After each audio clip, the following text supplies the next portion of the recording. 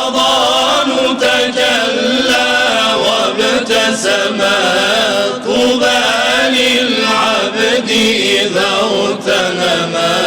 أعوذ بالله من الشيطان الرجيم. بسم الله الرحمن الرحيم. الحمد لله والصلاة على أهلها.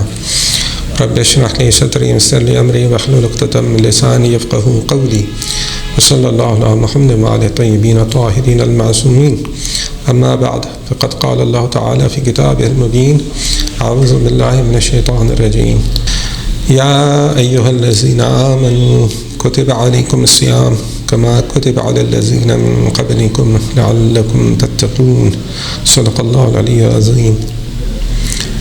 ماہ مبارک رمضان کے مسائل شرعیہ کے بارے میں گفتگو ہو رہی تھی. کہا جاتا ہے کہ قانون کا علم نہ ہونا، معلوم نہ ہونا اس بات کی دلیل نہیں ہے کہ آپ کے پاس جائز ہے آپ کے لیے کہ آپ قانون کی مخالفت کریں.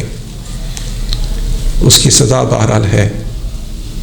اسی طرح شریعت کا بھی حکم ہے. اور یہ جو ہم کہتے ہیں کہ اللہ تعالیٰ معاف کر دے گا، اللہ تعالیٰ تو بہرحال معاف کرنے والا ہے، لیکن اگر ہم نے اس کا احترام کرنا ہے، اس کی محبت ہمارے دل میں ہے، اس کی بندگی کی خواہش ہے، تو پھر ظاہر ہے کہ جو اس کے احکام ہیں ان پہ عمل ہمیں کرنا ہے.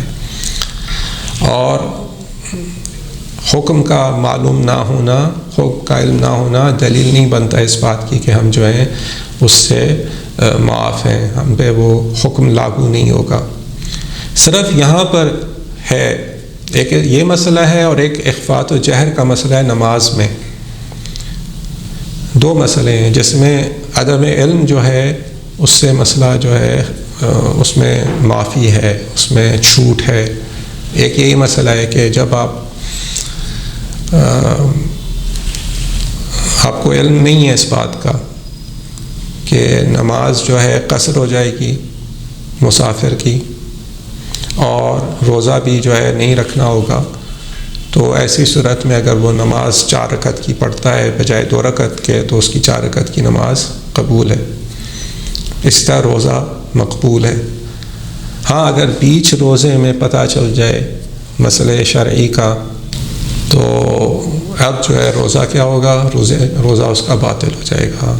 جیسے اسے علم ہوا مسئلے کا، کسی نے اسے کہا بھئی تم نے روزہ کیوں رکھا ہوا ہے، تم تو مسافر ہو، مسافرت کی حالت میں کیسے تم نے روزہ رکھا ہے؟ اس کہے گا اچھا روزہ نہیں رکھنا، تو نہیں یار کوئی حرج نہیں ہے روزہ رکھ لیتے ہیں، جاری اب تو میں نے صبح سے رکھ لیا ہے اب چل دیں دو.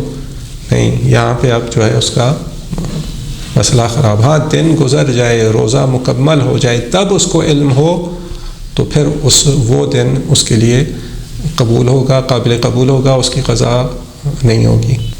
ایک دفعہ ایک شخص قاصر ہے، اصلاً اس کو حکم شرعی کا علم ہونے کا امکان ہی نہیں ہے، کہیں سے اس تک وہ ایسے ویران جگہ پہ رہتا ہے، جنگل میں رہتا ہے، اس کی دسترسی نہیں ہے کسی تک، اس کے امکان میں نہیں ہے کہ وہ علم حاصل کرے.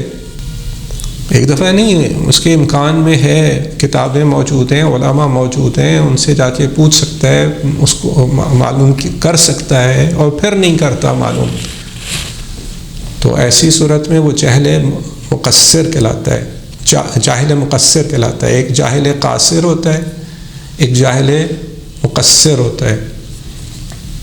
تو جاہل قاصر کے مسائل علیحدہ ہیں، وہ تو اگر اس کو دین کا ہی نہیں پتہ تو وہ تو پھر اس کا حساب الگ ہے. مثلا وہ دین کے بارے میں اس کے ذہن میں توجہ نہیں پیدا ہوتی ہے، تو اس کے لیے تو جو قرآن میں بھی ہے اور ویسے بھی ہم جانتے ہیں مانتے ہیں اس بات کو کہ قیامت کے دن اس کو ایک موقع دیا جائے گا.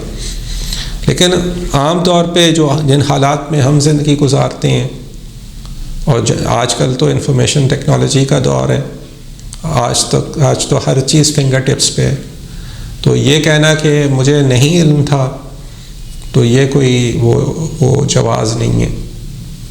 اگنورنس از نو ایکسکیوز. یہ قانون کے اندر بھی یہی ہے، شریعت میں بھی یہی ہے. یہی ایک مسئلہ ہے صرف، یا 2 مسئلے ہیں جس میں یہ چھوٹ دی گئی ہے.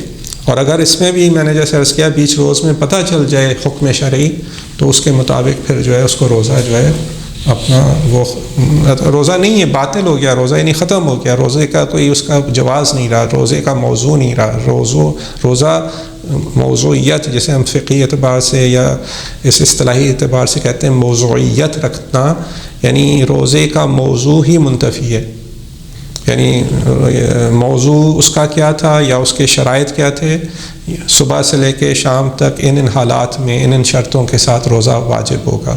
اگر ان میں سے ایک شرط بھی مفقود ہو جائے تو روزہ ختم، روزے کا وجوب منتفی. اب اگر کوئی کام اگر کوئی ایسا کر رہا ہے تو وہ عبث ہے، اس کا فائدہ نہیں ہے، چہ بسا گناہ بھی ہے. آج کے لیے یہاں تک کے مسائل کافی ہیں، پھر انشاءاللہ اگلی نشست میں اسی گفتگو کو جاری رکھیں گے.